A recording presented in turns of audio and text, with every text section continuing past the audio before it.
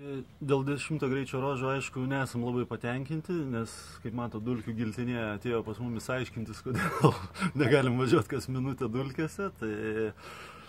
Bet turim saugias varžybas, aišku, dar turim su dulkių giltinė įsiaiškinti, kad dėl šitų visų niuansų.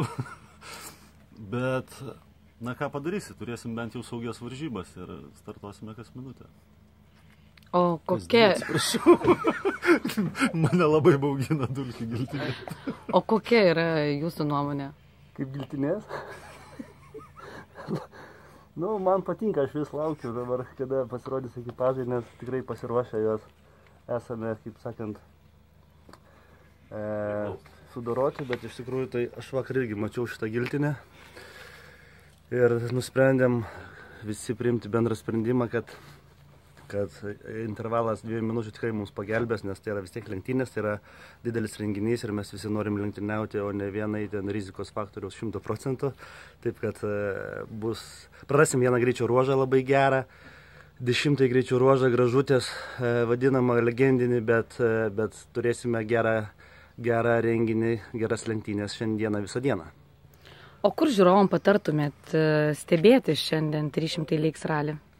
Aš manau, pačios įspūdingiausios vietos tai bus, kur daug tramplynų. Tai Big Jumpo tramplinas, kuris kaip ir kiekvienais metais pasiglemžia šiek tiek aukų, bet turim patirties ir ten tikrai mes to nedarysime.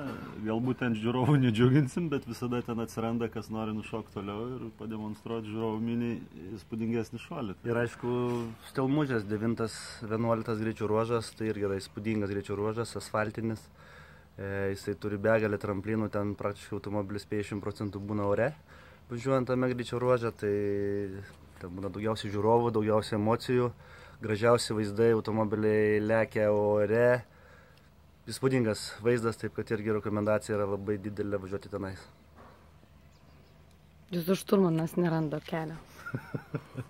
Jis vakar paliko mašinai stenogramą, tai vaikšto ieško Gerai, kelio. einu pasikalbėti su Vytautu Švedu dėl giltinės darbo.